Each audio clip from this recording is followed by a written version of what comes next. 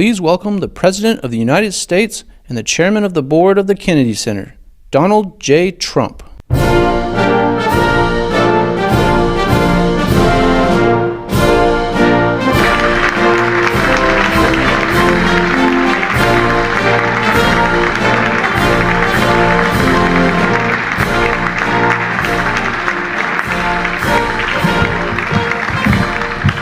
Thank you very much. This is a very exciting project. We're going to do something that will go rapidly, relatively inexpensively, and will make it better than it ever was, frankly. It'll be something that people are going to be very proud of.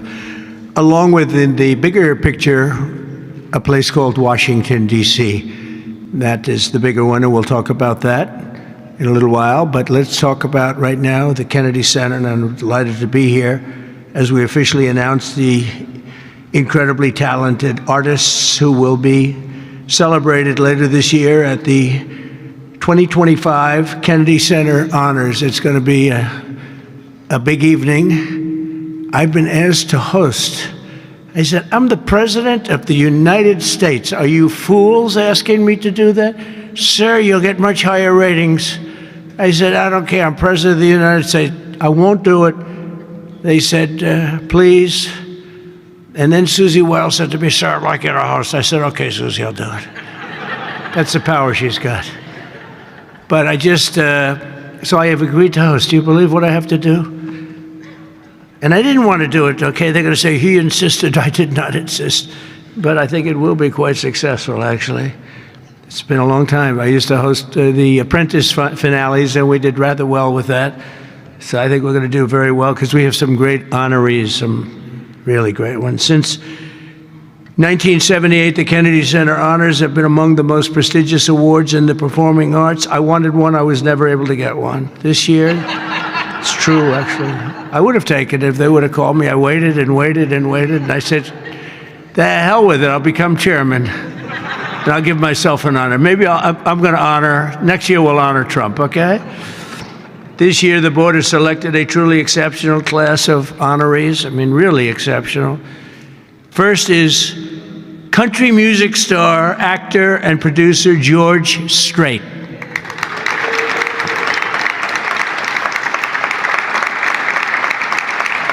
Great.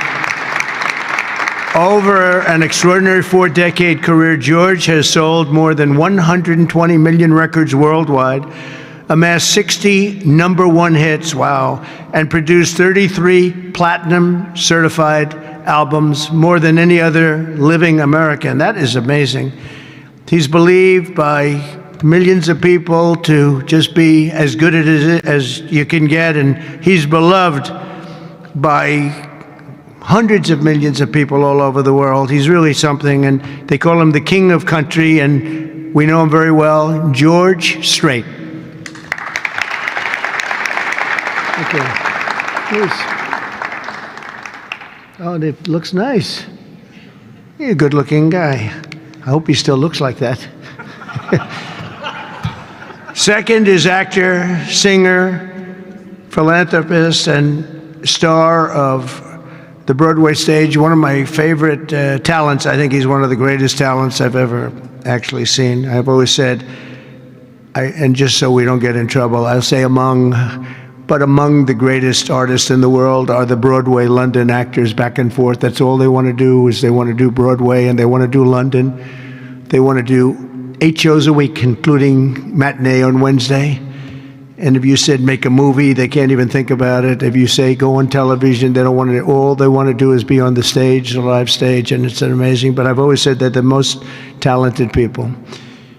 And this man may be the most of all. Michael Crawford is being honored. Michael was born in England in 1942. He made his Broadway debut in 1967. I was there. I shouldn't say that, but I was there. Seems like a long time ago.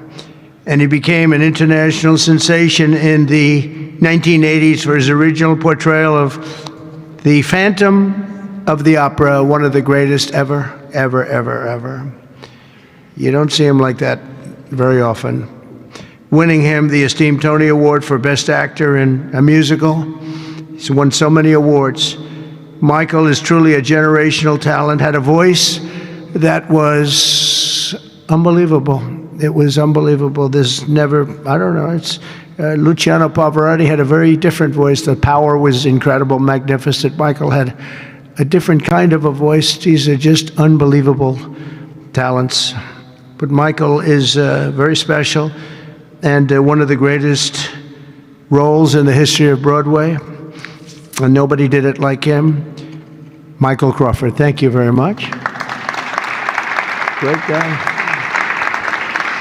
Next, we look forward to honoring three-time Oscar nominee, Golden Globe Award winner, an action movie icon, and a friend of mine. He's a very unique man. He's somebody that doesn't do these things. I said, I wonder if he'll accept, because some people don't really want to be honored. They don't care.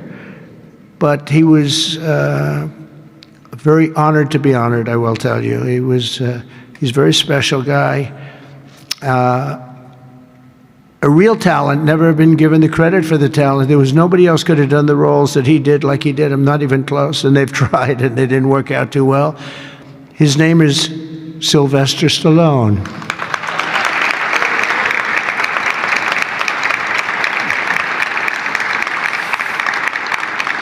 So, it's very few, almost, if any, people that could have taken a name and made it so incredible, like Rocky, Rambo, Creed, and others. But think of it, Rocky, Rambo, if you did one, you're good. You do two.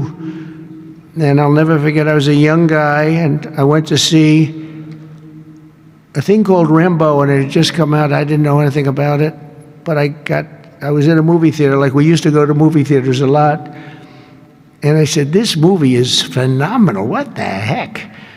And that turned out to be a monster. Rocky is Rocky. I mean, the way that happened, you know, Sly had no money, nothing, and he went around, and everybody wants to do a boxing movie. It's the most, you know, probably more than any other type of character, boxing, always boxing. It's so great. And there's rarely been anything like this one. John Voight did a great one, as you know. Champ, great. I think that was right there, too. John Voight's a phenomenal person, phenomenal actor. But Sly came in and he had no money. He wrote a script along with thousands of other people writing scripts on a boxer. And for some reason, a studio picked up this and liked it. And Sly he's in an old car that he came in from Brooklyn or someplace in New York, but I think Brooklyn. It barely made it to California. He was sleeping in the car. I mean, he had nothing. And he wanted control over who the actor was going to be, because he said it can't be successful if you're going to pick a movie actor with a bad build, okay? A nice face, but a bad body. And he said, I can't have these guys, because he's a tough cookie, and he knew exactly what it took. He knew what a boxer's body was. So they brought him one, and I won't tell you who it was, but it was a big name, but the chest wasn't exactly what you need. One shot, and your heart would pop out. That wasn't too good. Then he did another one. He was fat, sloppy, but had a good face. Then he did another one, and another one, and another one. And he turned it down. He wouldn't take $1 million. He wouldn't do it. And it turned out that when they saw him, they said, you know, you'd be actually pretty good for this role. And he had never done this before, anything like it. But think of it, he turned down $1 million. He had nothing. He refused to let somebody else play. He didn't want to play it. He wasn't originally, he did it as a writer. But he ended up playing it because he couldn't find anybody else that fit the role. And who knew what would have happened? He's become a legend of the silver screen, a true legend, and he's a great guy. He's a little bit tough, a little bit different, I will tell you. He's a little tough guy. But he's a phenomenal person with a phenomenal wife and family. Incredible wife, incredible family. His films grossing more than 7.5 billion, which is either a record or very close to it. I can't imagine anybody doing more. If you add up Rambo and Rocky and these others, I can't imagine anybody doing much more. 7.5 billion worldwide over the course of 6 decades. And Sly is a pillar of the really American pop culture and a Hollywood superstar like few others, and one of the biggest names on the Hollywood Walk of Fame. In fact, the only one that's a bigger name on the Hollywood Walk of Fame, they say, is a guy named Donald Trump. I'm on the Hollywood Walk of Fame too, if you can believe that one. But he's amazing. He's really amazing, and he's actually a great actor.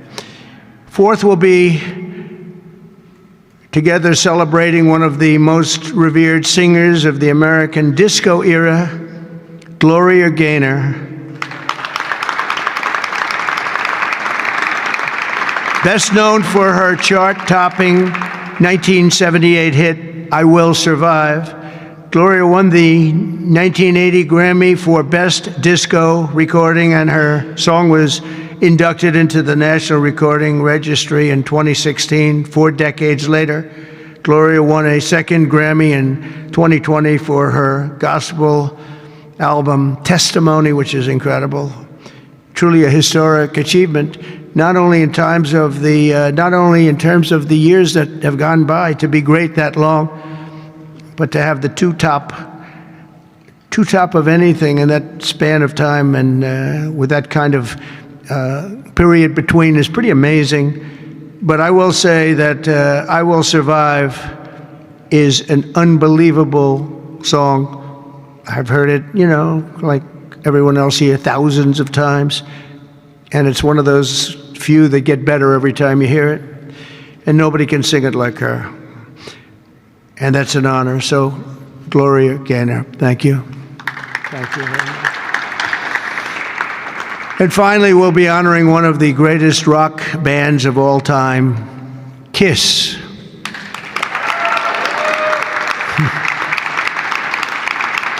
So Kiss was formed in 1973 in New York City by founding band members, and incredible people, by the way, Paul Stanley, Gene Simmons, Ace Frehley, and Peter Criss.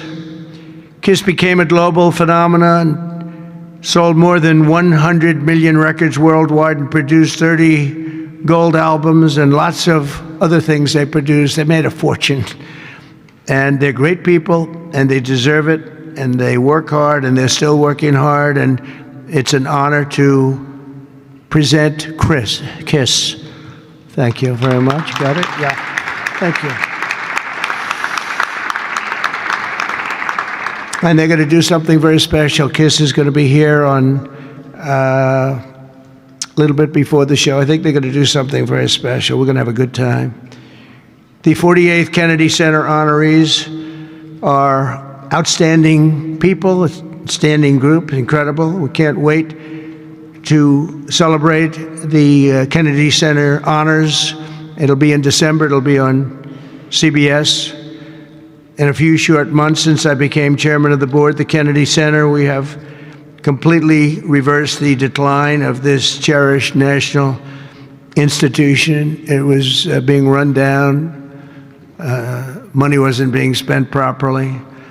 They were building things they shouldn't have built that nobody wanted, instead of taking care of the great gem that it is. You look at the marble, look at the quality of the marble, and the things that, with a little fix-up and a little work, we can make it unbelievable. These columns, when you see them the next time, they'll be magnificent. I mean, we have some great plans for this. The bones are so good. The bones of a building, if you don't have the bones, you might as well forget it. I'm working on another building, a thing called the White House. We're fixing it up so beautifully. It needed it. It's been many, many years since it's been properly taken care of. It's incredible. One of the great places of the world. Maybe, I mean, truly, to me, is there anything else even close? But we're doing that and doing some other things, and we're going to also fix up a place called Washington, D.C. We're going to make it so beautiful again. We're going to be redoing the parks, redoing the grass. You know, grass has a lifetime like people have a lifetime. And the lifetime of this grass has long been gone. When you look at the parks where the grass is old, tired, exhausted. We're going to redo the grass with the finest grasses. I know a lot about grass because I own a lot of golf courses, and if you don't have good grass, you're not in business very long, Lindsey Graham. By the way, you have very good poll numbers, Lindsey. I just saw. Congratulations. But a few short months ago, I became chairman of the Kennedy Center, and we completely reversed it. We reversed what was happening. We ended the woke political programming, and we're restoring the Kennedy Center as the premier venue for performing arts anywhere in the country, anywhere in the world. This has the potential to be anywhere in the world. We're going to make it something that people can't even believe. We have some unbelievable plans, and ultimately it's about the talent you get, though. You know, you can have a beautiful building, you can have nice marble walls, you can have nicely done columns, as I was saying, but if you don't have the talent on the stage, and we're going to get the best talent in the world. To that end, the world-renowned musical Les Mis had a phenomenal 5-week sold-out run this summer, beat projected revenues by 35%, and we've raised over $10 million in private funds from a lot of generous donors, and we closed the $26 million budget shortfall that they had for before we got here. And with the help of Congress, we secured the critical funding necessary to rebuild the building, and we're going to get all brand new, highest level seats, magnificent seats, and it's going to be all new. We could have taken the existing ones and do a little paint job, a little fabric, but it's not the same thing. So we'll be taking out next season. All of the seats will be taken out. The room is being completely rebuilt, and I just want to thank the Republicans in the Senate, headed by Lindsey. In that case, Lindsey was she's a big fan of this building, and they got a record $257 million that's going to go toward renovations that the building really needs, and all of the exterior is going to be incredible. It's going to be exciting. So I thank you very much, and thank all of your Republican senators. I don't think we had too many Democrat votes, probably. You never have. We don't have Democrats voting even for crime. But I shouldn't make this political, because they made the Academy Awards political and they went down the tubes. So they'll say, Trump made it political, but I think if we make it our kind of political, we'll go up, okay? Let's see if I'm right about that. But I want to thank the executive director for an incredible job. He's done great. He's been with me for just about the beginning, and everything he's touched has been good. He was on high intelligence. He worked in low intelligence and high intelligence. He did better with the high intelligent people, but he's been fantastic. He's the executive director, Rick Grinnell, for his work. Thank you very much, Rick. Unbelievable job. And as well as Lindsey and all the people that helped us in Congress, I want to thank, and the Senate has been incredible. By the way, Leader Thune has been unbelievable, and Speaker Mike Johnson. These are great people. What we're doing with the great big beautiful bill is you're going to see a whole different country. You're seeing it already. We're coming in where the trillions of dollars is coming in from tariffs from all over the world, from countries that took advantage of our country. They thought we were children. They took advantage of us for decades, and now the money is flowing to us, and we've become the hottest country anywhere in the world. But the Kennedy Center board members, many of whom I knew, and many of whom I put on the board, and it's as good a board as I've ever seen. And on the board also, and some people that are doing an incredible job. One in particular is Attorney General Pam Bondi. The job she's doing is incredible. Thank you very much. Long beyond the Kennedy Center. The Kennedy Center is the easy part. She's incredible, and you're going to see a big change in Washington crime stats very soon. Or not the stats that they gave, because they turned out to be a total fraud.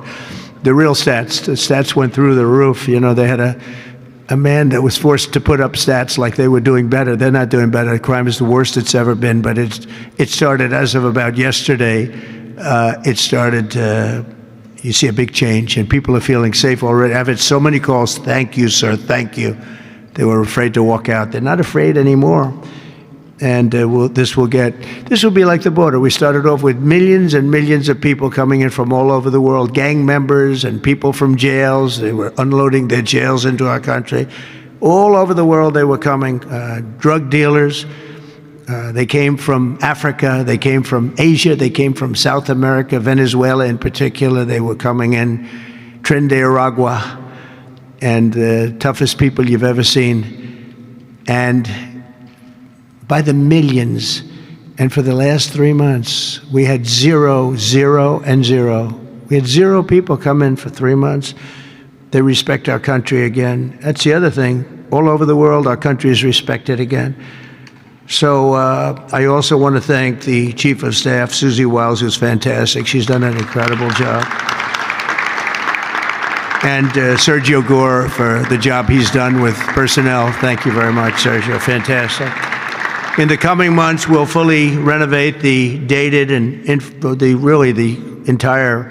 infrastructure of the building and make the Kennedy Center a crown jewel of American arts and culture once again. I think we'll bring it to a higher level than it ever hit. Actually, it hit a certain level, but we're going to bring it to a higher level than it ever hit. We have the right location, and soon we will be a crime-free area. This is going to be a crime-free area, by the way. You'll be able to go out. People tell me they can't run anymore. They're just afraid. And they'll be running again. We're going to have a crime-free. It's a big statement because if one thing happens all year, Pam, you better be good, because they'll say Trump did not fulfill his.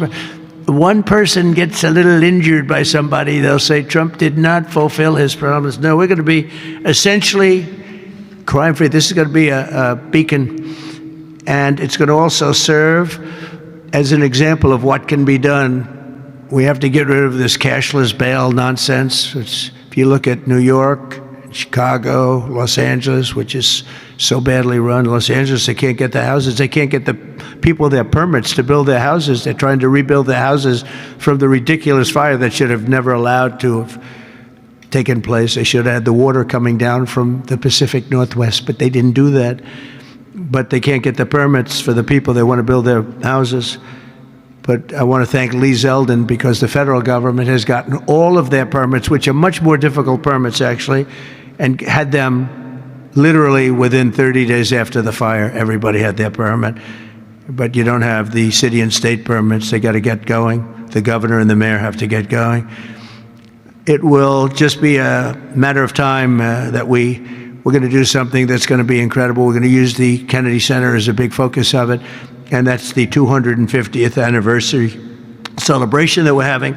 So it's 250 years. So we have the Olympics, we have the World Cup, and we have the 250th anniversary celebration, all in this administration, and it's an honor that we were able to not be allowed to do what we were illegally and what we were supposed to do, and that was we had a great election in 2020. We won the election by a lot, but it was a rigged election, and we had to wait 4 years, and we waited 4 years, and it's interesting because I got the Olympics and I got the World Cup. I can't claim that I got the 250th. That one's a big one, but I happen to be here. But I got the Olympics, I got the World Cup, and I said the shame of it is that I'm not going to be president when it happens. And lo and behold, look what happens. We have some bad things took place, and now I'm going to be president for the Olympics. I'll be president for the World Cup, and the 250th is going to be maybe more exciting than both. It's a great celebration of our country. We're going to be using this building for a lot of the celebration having to do with 250 years.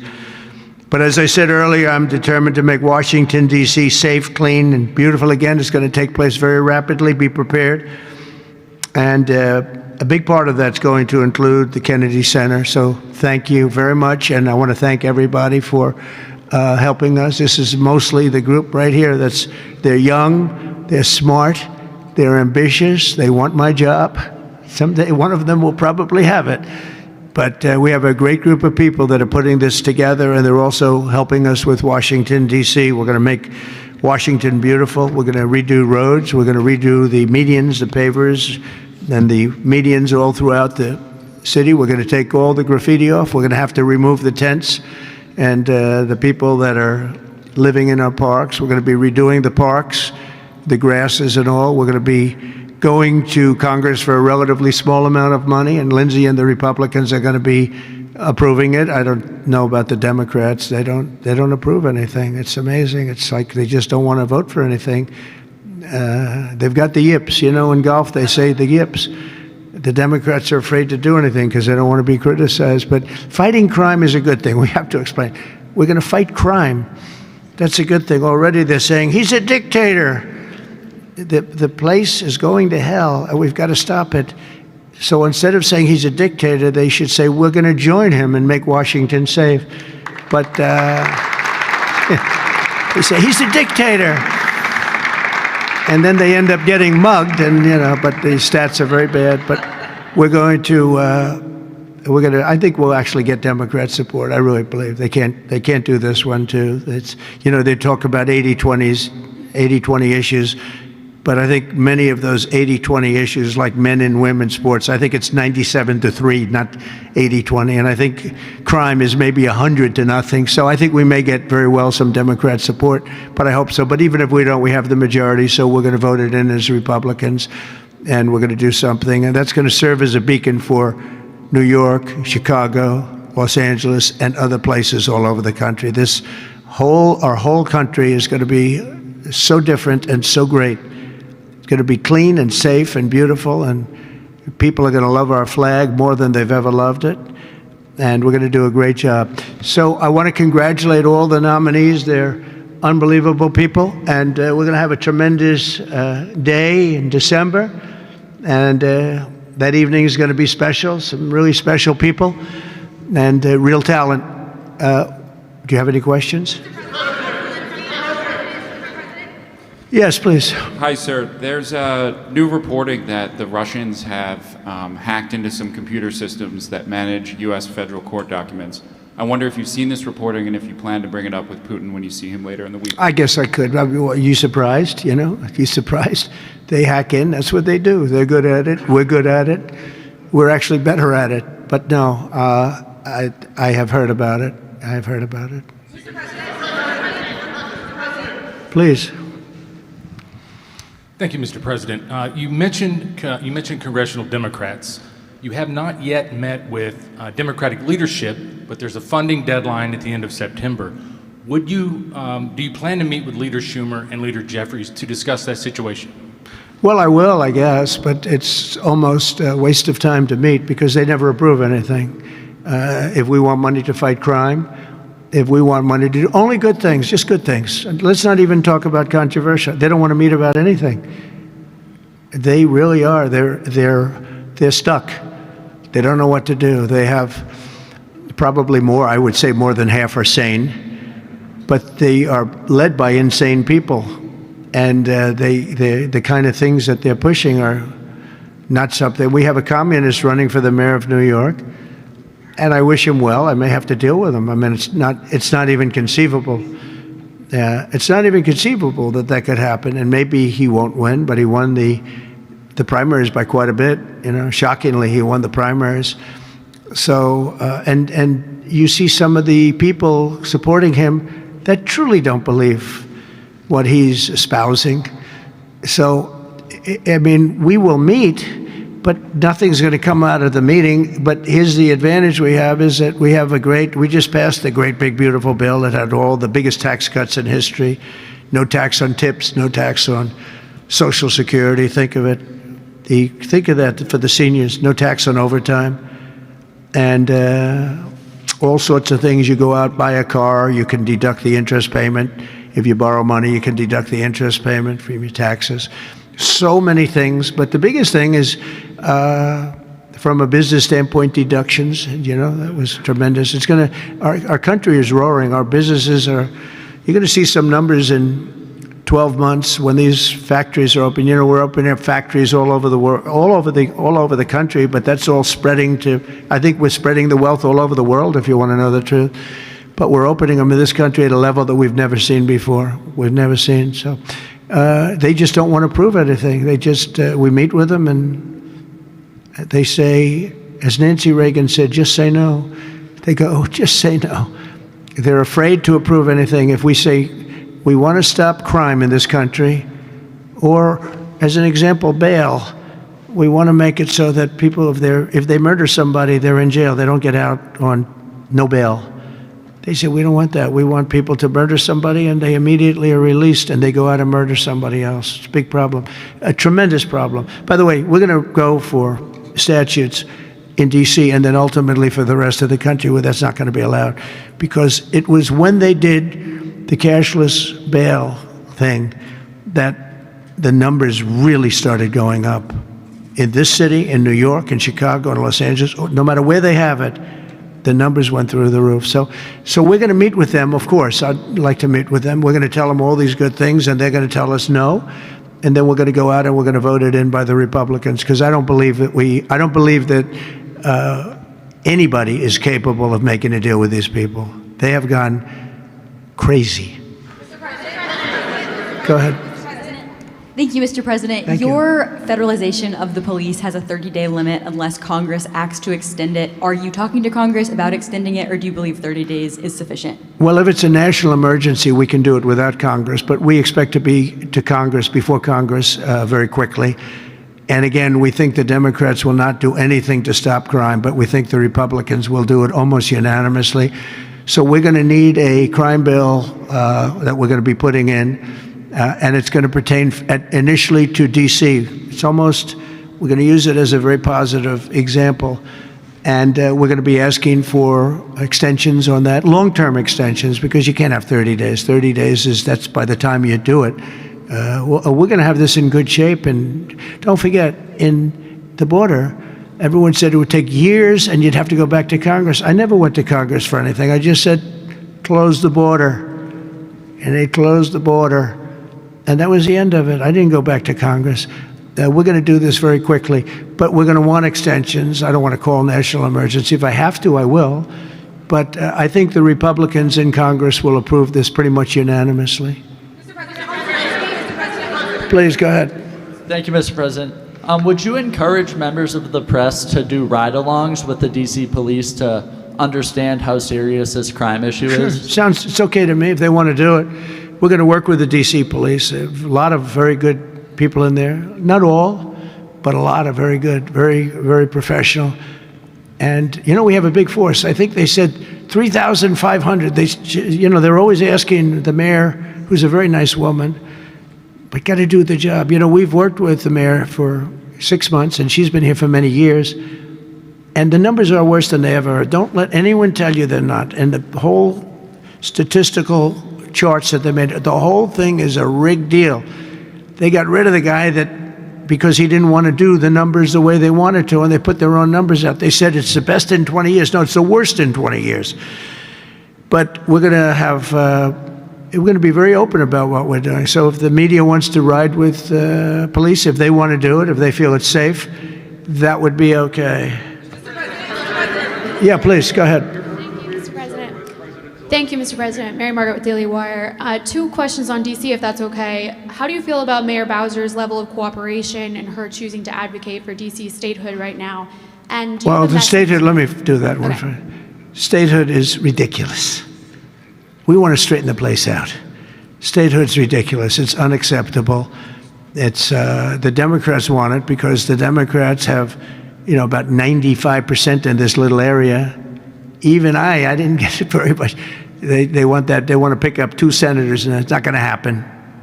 It's not going to happen. And that's the least of the reasons why, by the way, but that's one of the reasons why. What we want to do is make Washington, D.C. the greatest, most beautiful, safest capital anywhere in the world, and that's going to happen. I mentioned the word bones before. The bones here, we have the greatest bones. When you look at that Supreme Court building, I think it's one of the most beautiful buildings. When you look at some of the buildings here, it's so magnificent, and everything's good, but it's just dirty and not properly maintained. It's not taken care of.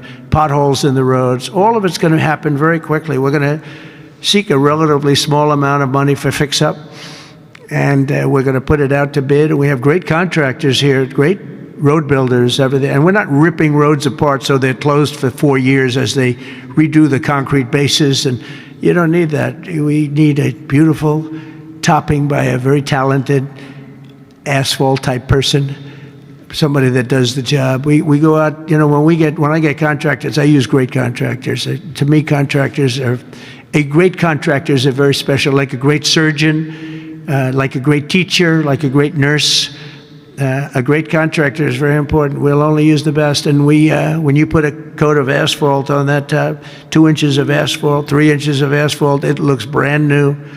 You take all the garbage off. They reseed it, as we call it, or different names, but they take the bad stuff off and they put the good stuff down. It takes not a long period of time.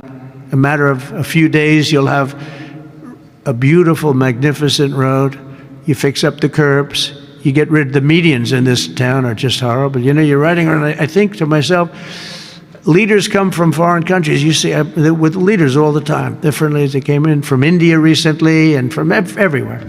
They came in from a war that we just ended, Azerbaijan, and you know that, and Armenia. We just ended the war. The 2 leaders came in. One of them said, "My country looks better. The roads are better than, we were talking about." I said, "What do you think?" He said, "Well, the roads are better in Armenia than they are in Washington, D.C. It's embarrassing." And I was asked at the last press conference, they said to me, "How important is it? You're doing world peace. We're going on Friday to Alaska, we're meeting with President Putin, Russia. How important it is that the capital is important?" I said, "Very, very important." I told my father, said to me, "When you see a restaurant and you want to go and you want to have dinner, and then you go up to the front door and it's dirty, turn around and go back because the kitchen's dirty." It's the same thing with the capital of the United States of America. If it's dirty and unsafe, it sets a bad tone for the rest of the world. So we're not going to do that. We're going to have this capital fixed up, safe, clean, and beautiful in a very short period of time. Go ahead, please. In the back? Yeah, please.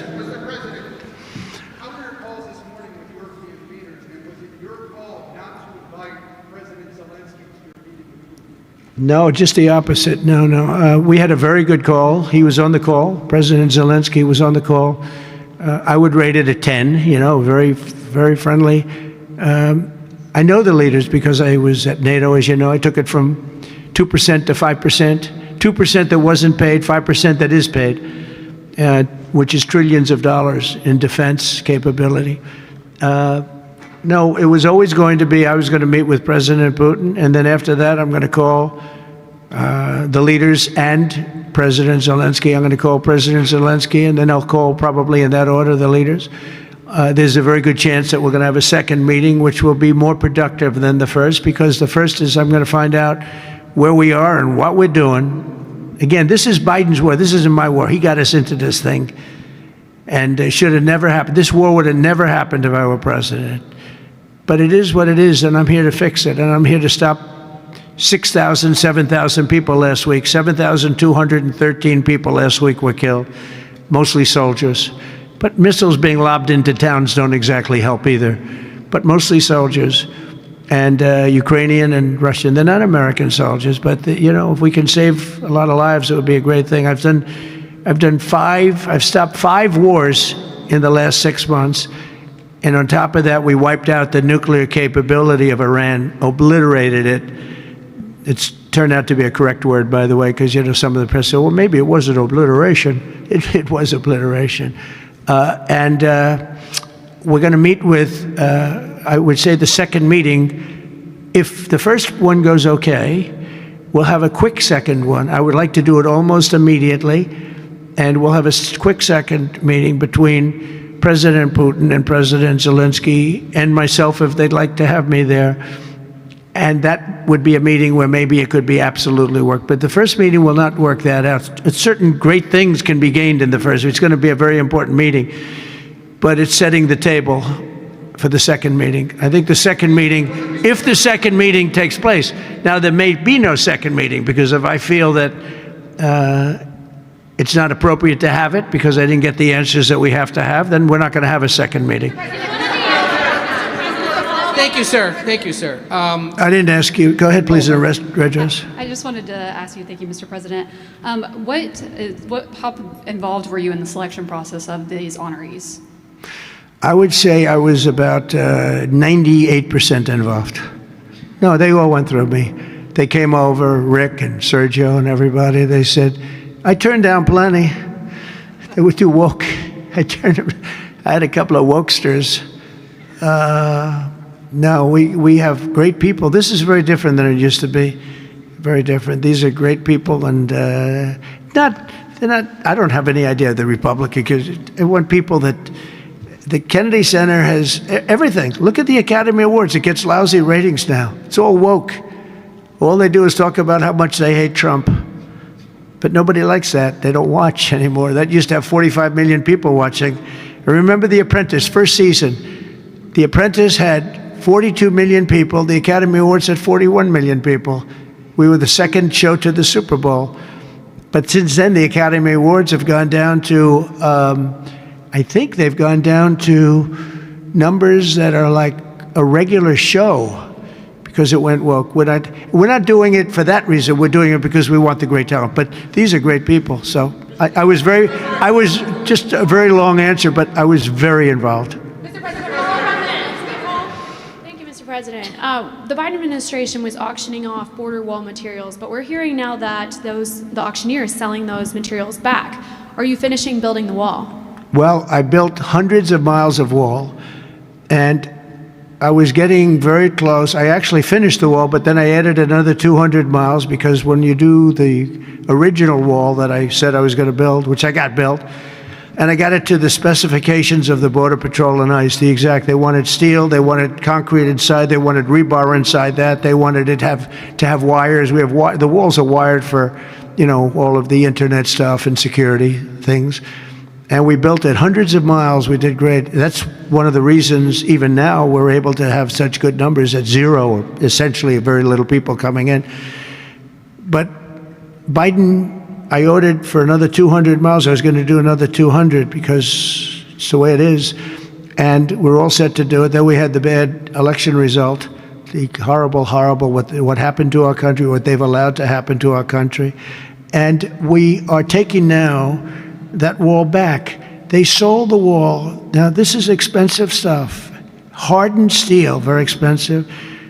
9,000-pound concrete and rebar. Rebar is very expensive, the hardest rebound. No, it's very hard to cut. You have different materials. It's very hard to cut because they cut it down if they can. It's very hard to cut. And Biden sold it for pennies on the dollar, 3 cents on the dollar, 4 cents on the dollar. He sold it.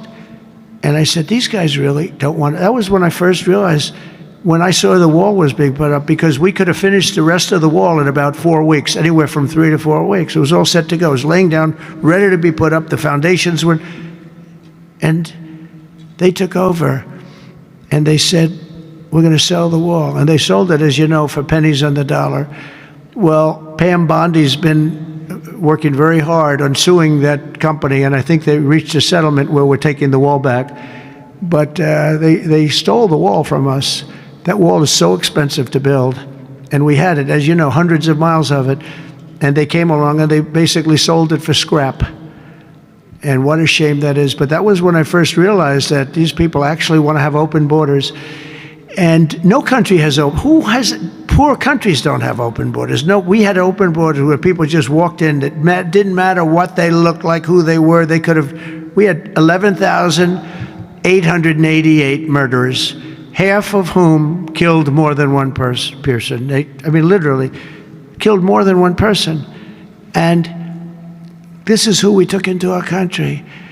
So the wall is the least of it, but we're going to take the wall back. We're paying a small amount of money, as I understand it, to get it back, to get rid of the litigation. We'll take it back, we'll put it up, yeah.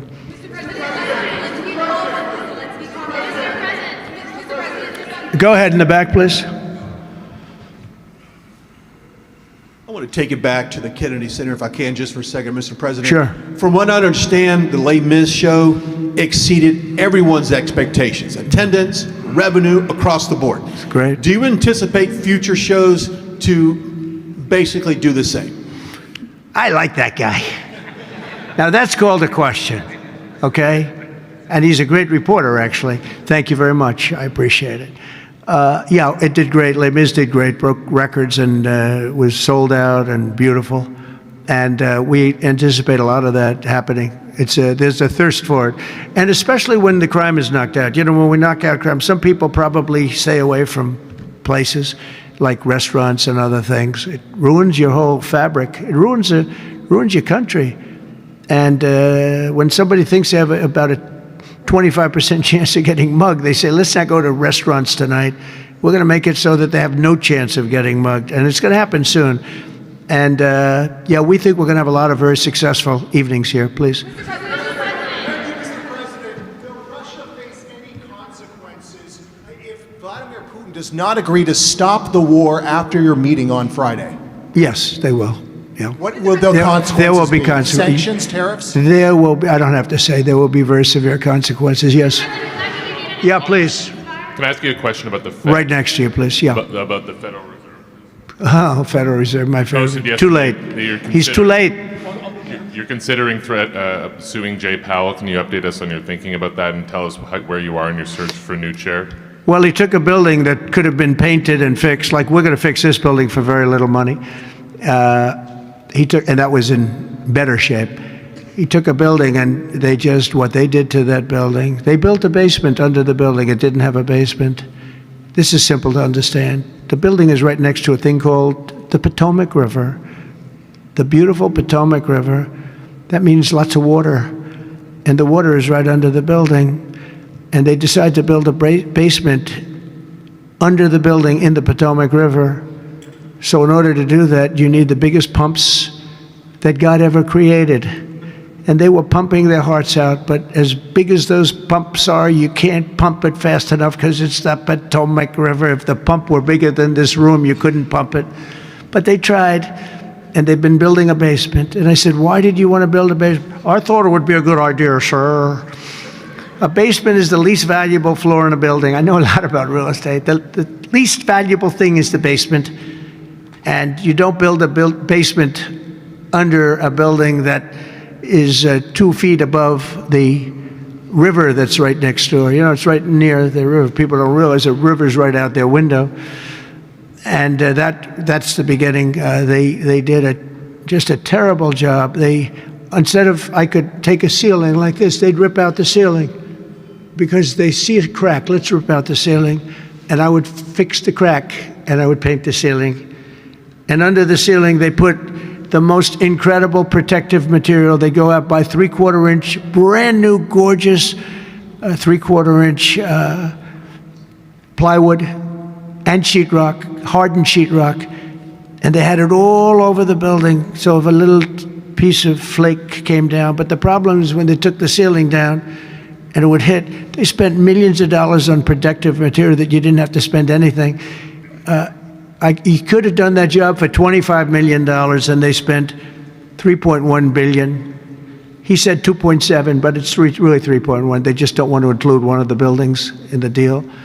But it's going to be much more than that. And I think he'll be long gone by the time it finishes because they've got a long way to go.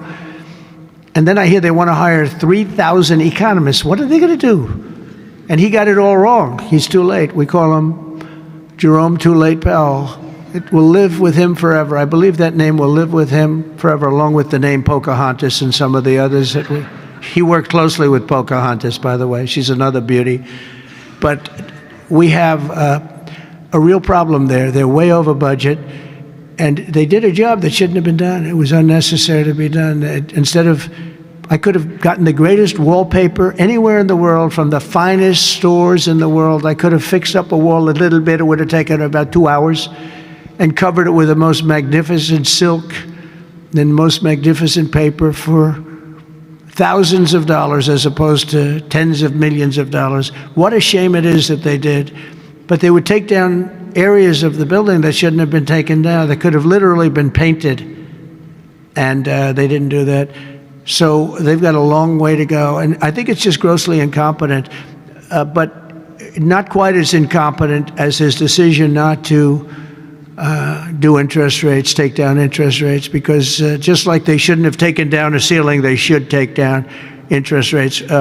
Every point costs us $360 billion a year. Think of that, $360 billion for 1 point. And we should be down at 1% because we're the leader of the world. We were always the lowest interest rate until like a certain time ago, decade, couple. But we were always, because we were the United States of America. So even if the country was run badly, we were considered like to be super prime. And now he's got us in a bad place. So we're paying $360 billion a year for each point. Now, I believe we should be 3 or 4 points lower. So that's over $1 trillion we pay every year in interest. And it's really just a paper calculation. You sign a document and you save almost $1 trillion because that number equates very much to the bonds that we have to buy. But despite that, we're powering through it. And we have the greatest economy maybe we've ever had. But the housing sector, people aren't able to get good mortgages. They're paying too much because of Jerome Too Late Powell. He's truly incompetent.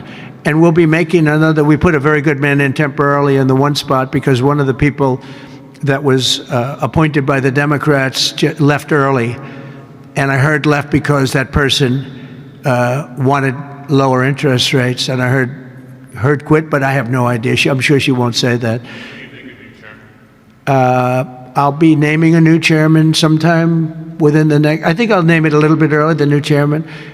I'm down to 3 or 4 names, all good, all great. The problem is you name them and then they turn out to be not good. That's happened to me a couple of times. You name somebody, they tell you everything you want to hear, and then they go in and they turn out to be not good. I mean, he told me everything that I thought was appropriate. He turned out to be a stiff, real stiff. But other than that, I think he's doing a very good job, yes. Okay, maybe 1 or 2 more. 1 or 2 more. Yes, sir, please. Go ahead. He looks like Scott Bessent. Are you the Treasury Secretary? You don't want me for Treasury. I don't know. You look like you could do a good job. Go ahead. I keep my family budget okay. Sir, when you meet with Vladimir Putin Friday in Alaska, yeah, do you believe you can convince him to stop targeting civilians in Ukraine? Well, I'll tell you what, I've had that conversation with him. I've had a lot of good conversations with him. Then I go home and I see that a rocket hit a nursing home or a rocket hit an apartment building and people are laying dead in the street. So I guess the answer to that is no, because I've had this conversation. I want to end the war. It's Biden's war, but I want to end it. I'll be very proud to end this war along with the 5 other wars I ended. But I guess the answer to that is probably no, because I would have had a good conversation with Vladimir. I knew him very well. I got along with him great, actually. We had I had to go through the Russia hoax.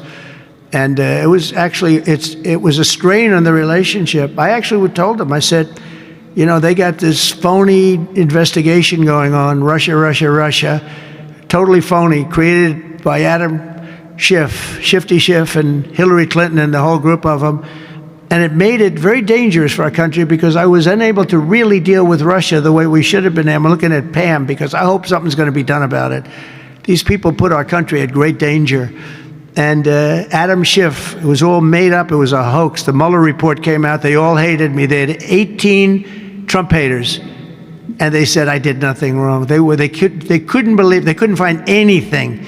After years of investigation, it was all a hoax. It was a hoax created by the Democrats, but in particular Schiff and Crooked Hillary, the whole group.